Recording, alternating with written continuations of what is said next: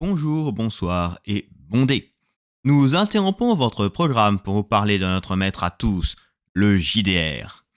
Bienvenue dans cet hebdomadaire sur l'actualité rôliste francophone. Commençons tout de suite avec notre correspondant sur la météo des fous lancements, Arsène. À vous. Merci Arsène. Pas de nouveaux nuages cette semaine, mais nous annonçons pour la semaine prochaine la fin de la période de chaleur d'Inferno sur Ulule. Le jeu est déjà financé à plus de 700% de l'objectif des 20 000 € avec près de 900 contributeurs, mais quelques paliers qui restent à atteindre comme l'impression de scénario et un 9e cercle encore bien mystérieux que nous ne savons pas ce que c'est.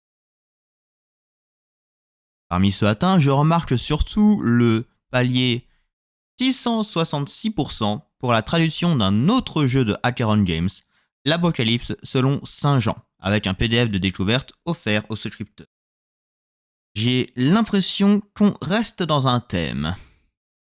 Je vous rends la parole, à vous les studios. Merci Arsène. Maintenant, des nouvelles de l'avenir avec notre voyante, Arsène.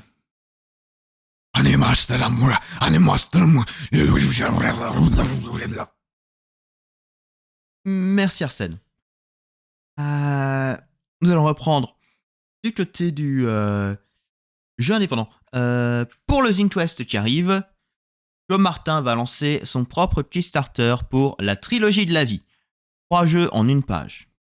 Ici maintenant, pour explorer le même moment à différents endroits, le 7e arc-en-ciel, pour explorer la vie et la mort d'un protagoniste en 6 scènes de voyage estival, et Elle a voyagé, tu es resté, Elle est restée, tu as voyagé, pour explorer les retrouvailles de 2 sorcières urbaines, 30 ans après leur séparation, avec des cartes de tarot et une option pour jouer solo.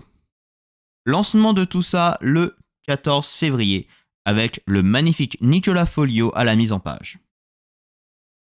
Il y a plein d'autres jeux pour le Zine Quest, pour le Zine Month, dont beaucoup je n'ai que les pitchs de départ parce qu'il n'y a pas encore de page de lancer.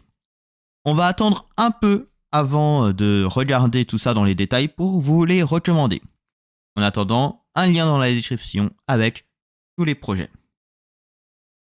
Autre nouvelle, les participants au 6e Graal d'Or ont été annoncés sur Facebook. En tout, 37 jeux et 21 maisons d'édition. La récompense sera donnée lors du Festival international des jeux de Cannes. On ne m'a jamais accusé d'être impartial, donc plutôt que de faire toute la liste, voici mes préférés.